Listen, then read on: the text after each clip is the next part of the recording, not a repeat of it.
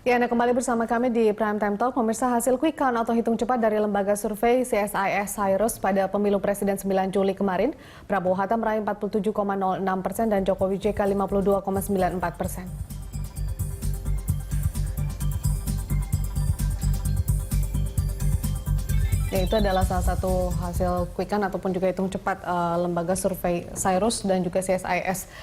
Kemudian terakhir mungkin ini karena di segmen terakhir Pak Jayadi, dengan adanya kemudian hasil survei yang berbeda dan ini juga membuat masyarakat jadi ragu meskipun mereka sudah punya pegangan siapa capres yang menjadi pemenang begitu. Dari lembaga survei sendiri, adakah kemudian upaya untuk mengembalikan kredibilitas ataupun juga kepercayaan masyarakat terhadap lembaga survei itu sendiri begitu Pak Jayadi? Ini jadi kesediaan kami untuk diaudit itu adalah salah satu bagian dari itu. Karena salah satu prinsip pokok dalam penelitian itu kan transparansi. Objektivitas itu dan karena itu ketika kami menerapkan prinsip transparansi itu ya salah satu unsurnya diaudit. Jadi dengan diaudit itu masyarakat bisa tahu bahwa tidak ada yang kita sembunyikan dalam proses ini dan semua data, semua proses yang kita lakukan itu bisa diketahui oleh publik. Tentu saja melalui saluran-saluran yang tepat. Salurannya itu antara lain melalui Persepi misalnya kan. Nanti kalau ada saluran lain yang bisa kita gunakan untuk mengedukasi publik lebih jauh lagi, itu kita akan lakukan. Saya kira lalu yang berikutnya adalah saya kira memperkuat itu asosiasi survei opini publik supaya organisasi makin kuat, supaya dia makin dipercaya masyarakat sehingga bisa melakukan kontrol yang juga kuat kepada baik secara etik maupun secara metodologis kepada para anggotanya. Jadi itu bagian dari upaya kita.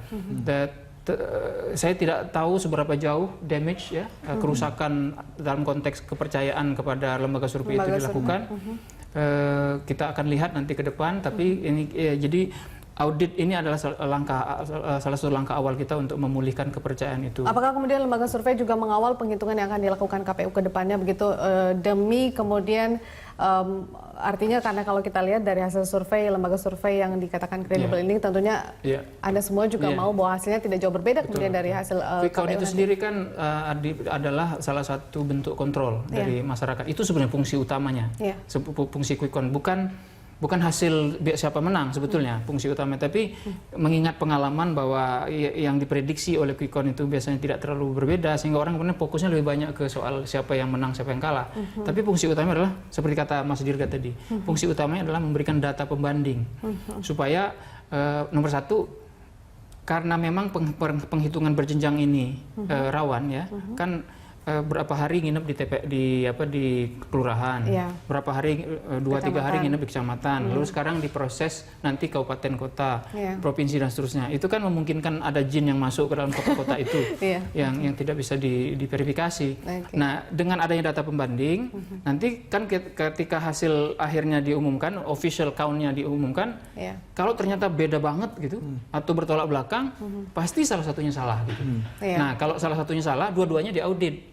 Dua-duanya itu bisa dijadikan alat oleh masyarakat untuk melakukan permintaan klarifikasi dari lembaga negara. Ada parameter begitu ya, Pak Jayadi. Baik, Mas Dirga, terakhir mungkin apa yang perlu diwaspadai jelang penghitungan real count untuk KPU sendiri nantinya pada tanggal 22 Juli dan Anda kemudian sepakatkah bahwa memang hasil dari lembaga survei yang dikatakan kredibel ini kemudian adalah hasil yang benar nanti yang tidak jauh berbeda dengan dari KPU nanti? Ya, saya sebenarnya sangat menaruh apresiasi biar bagaimanapun bahwa ide tentang quick count ini jangan sampai justru yang dihancurkan. Dia sebagai kontrol atas hasil resmi itu perlu dan sangat penting bagi kehidupan demokrasi kita. Terlepas dari lembaga-lembaga survei masih banyak yang punya kelemahan, masih banyak yang belum terbuka, masih banyak yang mungkin belum memahami seutuhnya tentang metode ini. Itu adalah hal lain. Tapi idenya walaupun sudah mungkin ada kerusakan ya di masyarakat terhadap mempersepsikan tentang ini, tapi itu harus dipulihkan. Makanya Persepi dan beberapa lembaga survei harus memberikan semacam tanggung jawab sosial berupa edukasi kepada masyarakat. Udah mulai terbuka. Termasuk juga buat saya begini, kalau kita ikutin perkembangan ini ya, antara lembaga survei melakukan quick count dan KPU melakukan penghitungan suara itu adalah murni menggunakan ilmu statistik semuanya. Jadi kalau misalnya kita bisa lihat, ketika klaim kemenangan dari dua pihak, yang satu bersandar pada hasil data quick count, yang satu menyatakan dari data internal. Tetapi selalu ada counter untuk menyandingkan kalau quick count dilawan dengan quick count. Kemudian mulai berkembang partisipasi dari masyarakat. Masyarakat ada yang melakukan inisiatif dengan menghitung form C1 atau data-data C1. Ini pun juga terjadi dualisme. Kalau kita lihat ada di masyarakat terjadi dualisme itu. Nah ini kalau dua hal ini selalu muncul sampai ke akhirnya rekap, KPU akan bingung. Data pembanding mana yang harus digunakan? Quick count ada 2, partisipasi masyarakat melalui C1 juga ada 2. Nah sebenarnya KPU tuh harus mulai berpikir bahwa dia kan sebenarnya punya resource di mana dia bisa mengakses KPPS yang ada di 470.000 TPS. Harusnya mereka menginstruksikan Pak Ketua KPPS itu untuk mengirim data yang jumlahnya hanya setara kalau mengirim SMS itu 470.000 SMS.